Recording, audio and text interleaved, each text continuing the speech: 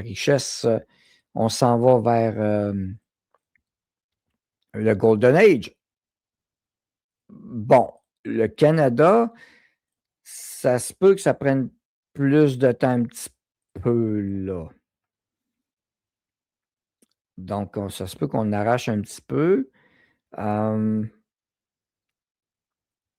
est en récession technique ici, apparemment. Bon, moi, je dirais qu'en récession de cours, lâchez faire le technique, le calife, là. On est en récession. Bon. Alors, le Canada entre en récession technique alors que l'économie stagne, elbows up. Oui, lâchez pas, hein? C'est ça. Nous autres, on va le dire notre façon de penser aux Américains, hein. Alors, vous méritez les elbows, c'est vous autres, ça. Grâce à vous. Les années Trudeau. Le résultat des années Trudeau avec le conseiller Carney et compagnie, le PIB réel a reculé pendant 2 trimestres consécutifs. Les données dressent un tableau plus contrasté. Le PIB a baissé encore de 0,1 % lors du premier trimestre de 2026. Dans le premier trimestre, en janvier, février, mars, avril, mai, juin, ça se peut que ça baisse encore. Alors, les prévisions, les experts tablaient sur un rebond de 1,5, mais on a une baisse de 0,1. Donc, savez-vous ce que ça veut dire? C'est un esti de trou de 1,6 %. Ils s'attendaient à une augmentation de 1,5, mais dans la réalité, on a une baisse de 0,1. C'est un écart de 1,6 % de prévision, là. Quand même. Et on a le beau tableau, le beau znouille, le beau zo, qu'on il va dire de façon de penser. Alors, le PIB, évidemment, est gonflé pendant la COVID, la machine imprimée. L'inflation nous a tout rattrapé. 23, 24, la reprise, nous autres, on n'a pas profité. Tentative de relance, les élections et bedding badang. On se prépare à négocier l'accord, le nouvel accord de libre-échange avec les États-Unis dans cette position de force faible. C'est de la force faible, c'est l'inverse. C'est de la force faible ici. Une récession pas si vite. Bon, là aussi, on va faire la propagande.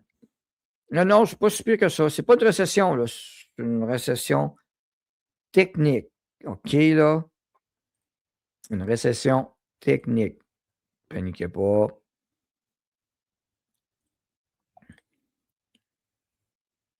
On appelle ça l'enculage de mouche. Les tarifs douaniers de Trump font mal. Ben oui. Les tarifs de Trump font mal encore. Ben oui. C'est encore la faute à Trump. Mais pas nos contre-tarifs à nous, sur nos importations, pas nos taxes, pas notre absence de liberté de commerce interprovincial, pas nos règlements qui empêchent le développement de plusieurs types d'entreprises. Non, c'est la faute à Trump, les tarifs. Donc, voilà. Alors, en rythme annuel, l'économie a toutefois reculé de 0,1 %. Ce n'est pas les bonnes nouvelles, évidemment, mais les dépenses continuent. Ah oui, les ménages ont toutefois continué à dépenser davantage, notamment pour l'alimentation et certains services financiers. Ben oui, mais l'alimentation, excuse-moi, mais c'est comme base essentielle. Et les services financiers. Ben, les services financiers, les Québécois et les Canadiens n'ont pas le choix parce que on est dans les renouvellements hypothécaires majeurs. Donc, ils n'ont pas le choix. Ils ont continué à dépenser, notamment pour l'alimentation et certains services financiers, ce qui a contribué à limiter les dégâts. Mais ça, c'est très relatif parce que même dans les services financiers, il y en a qui ne peuvent même pas en profiter. Sans cette résilience de la consommation, la contraction économique aurait été plus marquée. La résilience de la consommation. Le mot de marde qui ne veut rien dire, bullshit. La résilience de la consommation. Manger de la marde, c'est n'importe quoi. Mais voyez-vous l'implantage du mot dans le collectif de la population, comment c'est important, le matraquage du mot résilient, qui ont mis partout. Alors, on met la résilience à toutes les sauces. Techniquement, tu n'as pas une scène de 15 du mois. Technique, ça veut dire quoi? Ouais, ben c'est ça. C'est pour dire qu'on est en récession, mais pas trop, tu sais. 51e État, ouais, c'est ça. Pour moi, ouais, fait que nous autres, on est en position de force-faiblesse, là. Donc, on est en faillite technique, on n'a pas le choix de manger, donc c'est ça. Tu sais, la résilience, bullshit. C'est pas une résilience de consommation, c'est comme le minimum, là. Tu es rendu au minimum, calife.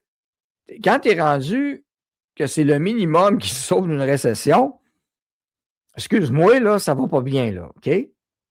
Les consommateurs portent le poids de l'économie à bout de bras. Bon, les consommateurs ont voté pour des elbows-nouilles aussi, là, OK? Cela se fait au détriment de leur épargne. On les a prévenus, ils n'ont pas écouté. Maxime, il a passé des années à dire que les planches à billets, c'était de l'inflation, puis c'était des taxes d'exil, que ça allait vous revenir d'en face. La COVID, on l'a dit qu'il ne fallait pas fermer l'économie. On vous a prévenu, vous n'avez pas écouté. Et vous avez été massivement dans la population à ne pas écouter. Vous avez revoté CAQ très, très fort en 2022. Vous avez revoté pour Carney. Vous avez revoté pour Trudeau. Vous avez voté pour tous ceux qui étaient contre votre portefeuille, qui étaient pour ce qu'il y a dans votre portefeuille. Puis, scandale d'affaires mondiales Canada, Global Affaires Canada, ça continue.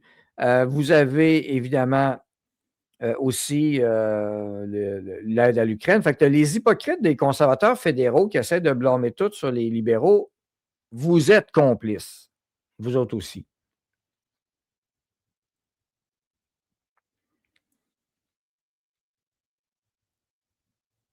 Hmm. Technique veut juste dire selon les données, mais si le gouvernement ne l'a pas affirmé. Puis tu peux truquer des chiffres pour dire non, non, on ne l'a pas finalement, tu t'oublies des chiffres, tu sais, mais c'est ça. Fait que les conservateurs qui sont en faveur de l'aide internationale encore, les conservateurs fédéraux qui sont toujours en faveur de l'aide à l'Ukraine, ben, ils n'ont pas un mot à dire là-dessus. Puis Desjardins, hey, la position de Desjardins, qui n'est pas une banque, on tient à le rappeler, c'est que nous ne sommes pas en récession. Ben non, il faudrait voir la faiblesse dans plusieurs secteurs d'économie. Ce n'est pas encore une baisse à généraliser comme on voit d'habitude des récessions. Mais oui, récession technique survient lorsque le PIB réel recule pendant 2 trimestres consécutifs. Donc, selon cette règle 5, le Canada est en récession technique, non? Elle ne tient compte que du PIB. Lorsqu'on parle de récession économique, les économistes examinent généralement d'autres facteurs comme l'emploi, taux de chômage de 14 chez les jeunes jusqu'à 25. Et ça, on a vécu ça en 1993-94, la jeunesse. J'étais dans ce groupe-là. Pour d'autres raisons. Aujourd'hui, une raison à ce taux de chômage chez les jeunes, c'est l'immigration de masse. Ben oui. C'est surprenant, hein?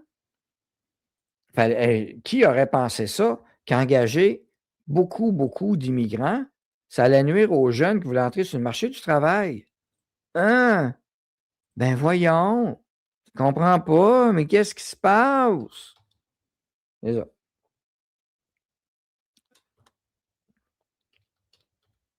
Maxime Bernier est le seul qui en parle. Ah, il fallait absolument engager le tiers-monde pour nos jobs. Ben oui.